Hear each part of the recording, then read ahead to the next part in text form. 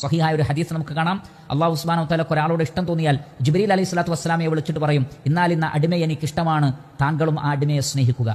ജിബ്രീൽ അലൈഹി സ്വലാത്തു വസ്സലാം പിന്നീട് മലക്കുകൾക്കിടയിൽ അത് വിളിച്ചു പറയും, ഇന്നാലിന്ന അടിമയെ അള്ളാഹു സ്നേഹിക്കുന്നു, അതുകൊണ്ട് നിങ്ങളും സ്നേഹിക്കുക. അങ്ങനെ മലക്കുകൾ മുഴുവൻ ആ അടിമയെ സ്നേഹിക്കും. സുമ്മ യൂദഉ ലഹുൽ ഖബൂലു ഫിൽ അർദ്, പിന്നീട് ആ വ്യക്തിക്ക് ഭൂമിയിൽ ഖബൂൽ, ഒരു സ്വീകാര്യത, ഒരു ഇഷ്ടം, മഹബത്ത് ലഭിക്കും. ഇങ്ങനെ മലക്കുകളാൽ സ്നേഹിക്കപ്പെടുന്ന അവസ്ഥ ഉണ്ടാകുന്നു. നല്ല അടിമകളും സ്നേഹിക്കുന്നൊരവസ്ഥ ഉണ്ടാകുന്നു. ആരാണ് ആ മഹബത്ത് അവരുടെ മനസ്സിലിട്ട് കൊടുക്കുന്നത്?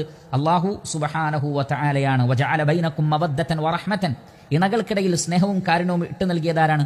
അല്ലാഹു സുബ്ഹാനഹു വ തആലയാണ്. മാതാപിതാക്കളും മക്കളും തമ്മിൽ, കുടുംബക്കാർ തമ്മിൽ, കൂട്ടുകാർ തമ്മിൽ, എല്ലാം തന്നെ ആദർശ ബന്ധുക്കൾ തമ്മിലൊക്കെയുള്ള മഹബത്ത് ആരിൽ നിന്നുണ്ടാകുന്നതാണ്? അല്ലാഹു സുബ്ഹാനഹു വ തആലയിൽ നിന്ന് ഉണ്ടാകുന്നതാണ് എന്നാണ് നമുക്ക് കാണാൻ സാധിക്കുന്നത്. ഇപ്രകാരം അല്ലാഹു സുബ്ഹാനഹു വ തആല സ്നേഹിക്കുന്നവനാണ്, അവൻ്റെ അടിമകളെ ഇഷ്ടപ്പെടുന്നവനാണ് എന്ന് തിരിച്ചറിഞ്ഞു കഴിഞ്ഞാൽ പിന്നെ നാം ചെയ്യേണ്ടത് എന്താണ്?